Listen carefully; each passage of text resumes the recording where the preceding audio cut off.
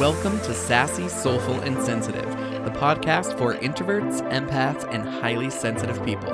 I'm your host, Cam Nichols, and I'm here to guide and explore with you how to tune into your intuition, step into your radical self, and find your voice. If you want to ditch the feeling of being a tortured, out-of-place soul in this great big world, and learn how to speak up for all of your wants and needs and create a more peaceful, content, and empowered life, all while having more fun, keep listening.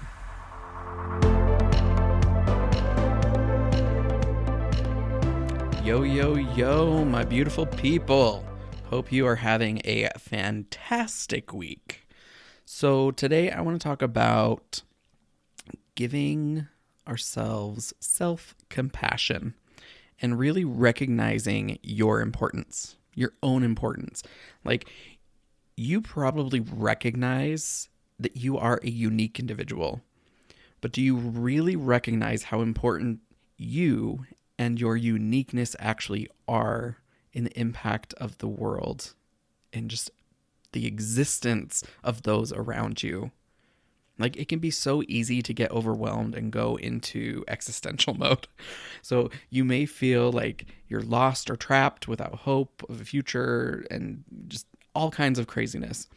And when you're in this mindset, it's more difficult to manage your mind and see what you have control over. It's much more difficult to give yourself compassion. And honestly, it becomes almost impossible to see clearly, let alone think positively or think in a way that allows you to create your desired future. But here's the thing.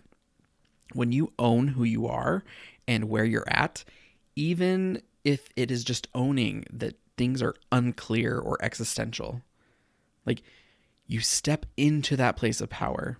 That is the driver's seat of your life.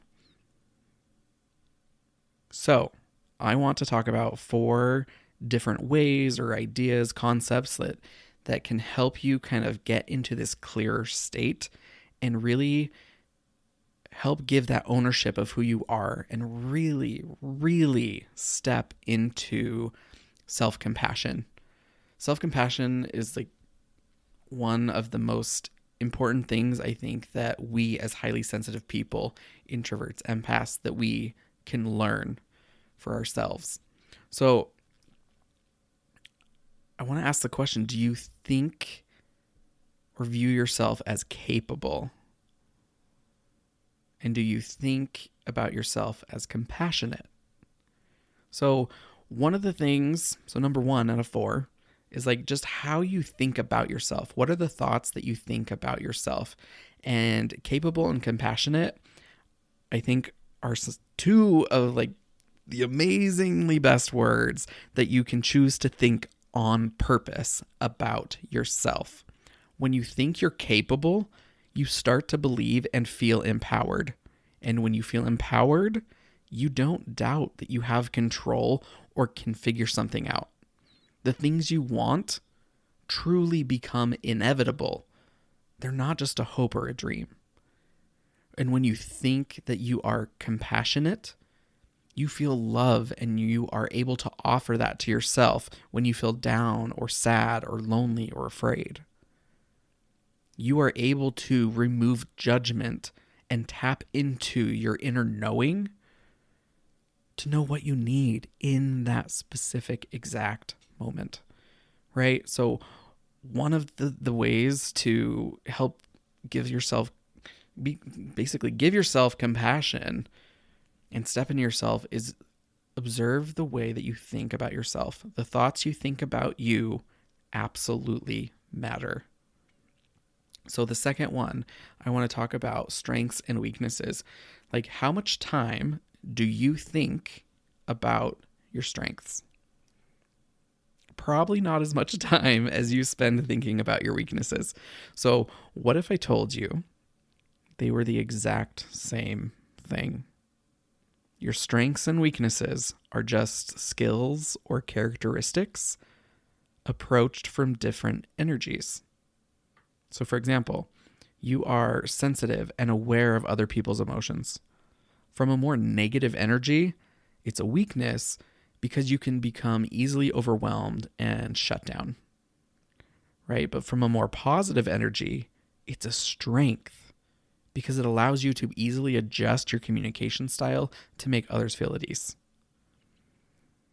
Like, simplify your weaknesses to the skill or trait that it actually is, and then ask how you can approach those things differently so you can see it as a strength rather than a weakness.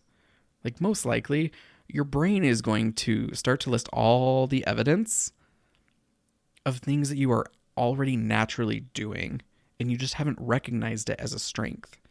And I think this aspect is so important for us that are highly sensitive, right? Because the world grows up just telling us that we're wrong.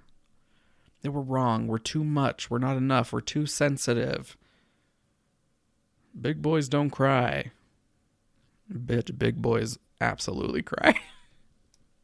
Right? So again, really taking what you think is a weakness, simplifying it to the trait or characteristic or skill, and then approaching it from just a different energy, a more positive energy, and you will see how that weakness is actually your strength.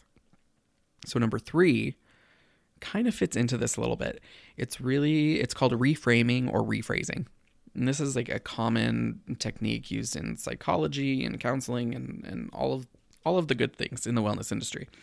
And so similar to the above, like, this is another tool that helps bring us back to clarity. So this helps you examine things from a different perspective. So empaths and HSPs, we're actually really good at this most of the time, but sometimes we need to bring more intentionality to it, especially when we are in a funk or thinking negatively about ourselves. And one thing I want to know is, like, please do not confuse this with toxic positivity. Toxic positivity is dismissing yourself or someone else, their experience, the emotion that they have, and like just pretending to be positive. Like, not everything in life is positive. Like, you missed your plane because of a delay in another flight, right? Your connecting flight, you missed it. That sucks. That's annoying. Like, we don't need to be like, look on the bright side. At least this gives you time to rest. Right?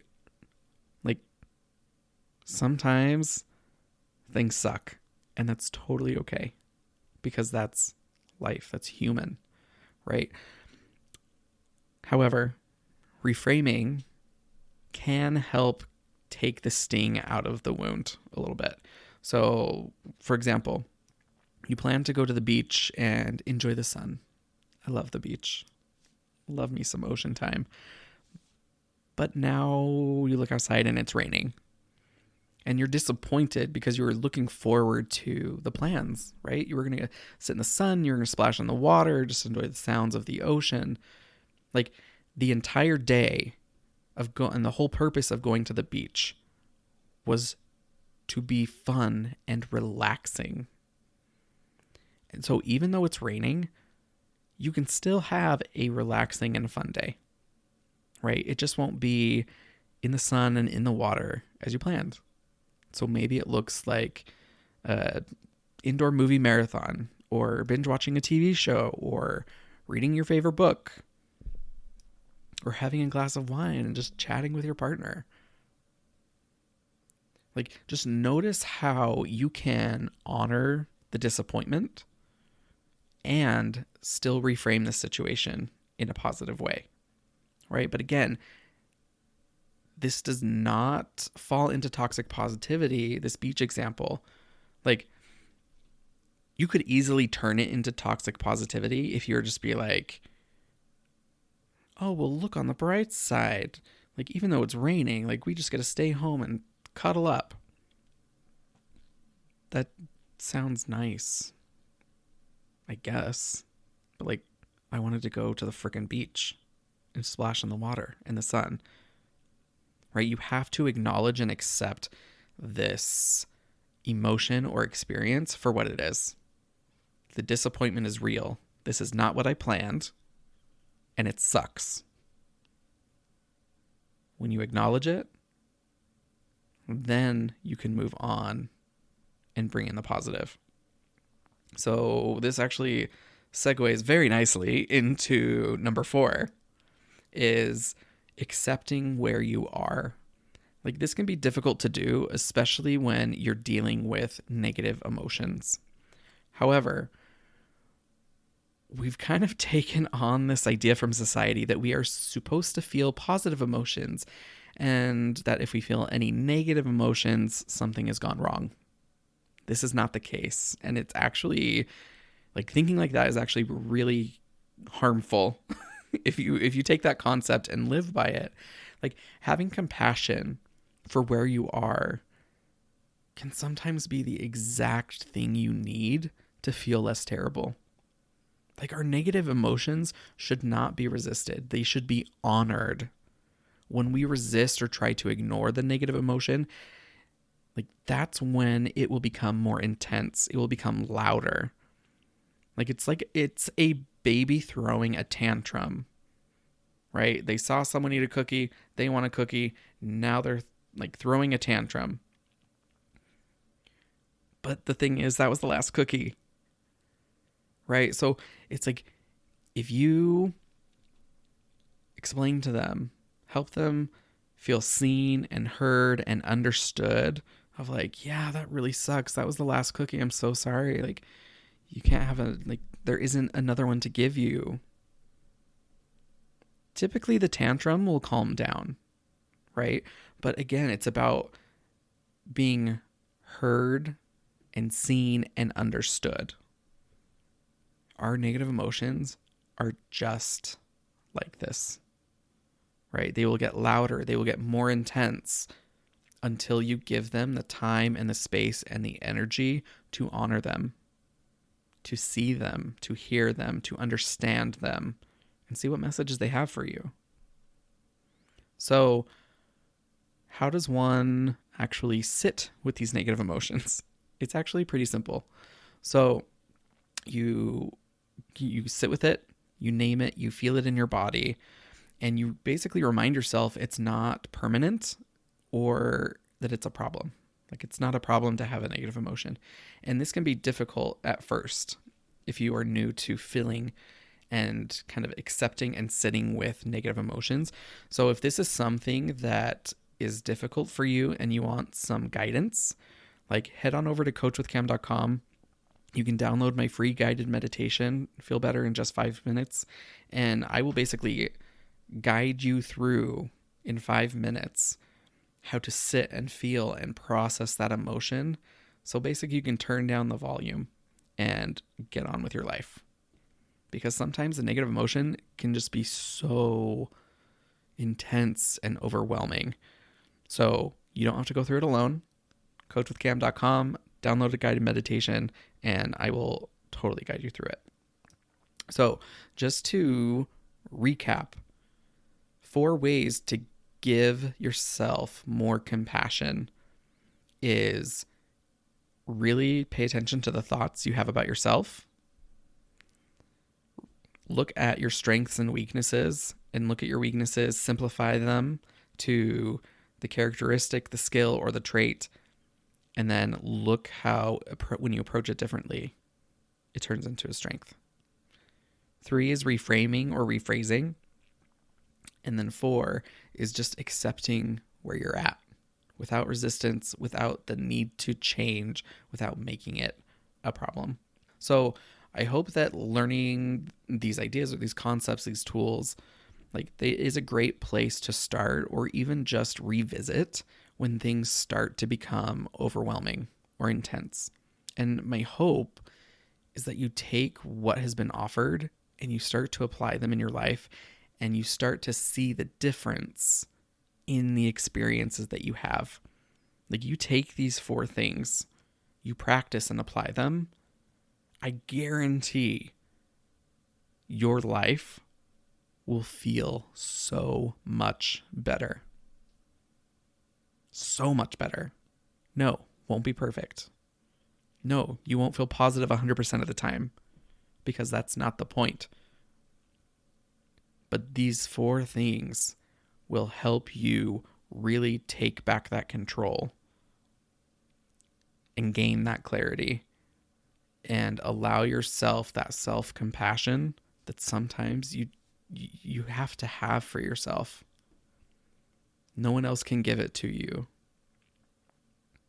So I hope that these things were helpful. I would love to hear from you. Shoot me an email, cam@coachwithacam.com. Tell me what you think. Tell me how you're utilizing them. Tell me what you're struggling with them. I would absolutely love to hear from you. And as always, remember that shining bright gives permission for others to shine as well. Take care. Hey, I just wanted to say thank you so much for listening. Be sure to follow, rate, and review the show wherever you get your podcast, especially if you really liked it. If you didn't like it though, don't even worry about it. Also, head on over to coachwithcam.com where I have a guided meditation I'd love to gift you, along with 3 of my favorite mini trainings. You'll also be able to see what webinars or programs or other offerings I have coming up. And when you're ready to explore the depth of your beautiful soul, I invite you to come work with me one-on-one for 6 months. This is where you discover and harness the magic that already exists within you, your voice, so you can create whatever the hell it is that you want on your terms. Change how you show up for yourself in this world, then go out and change the world.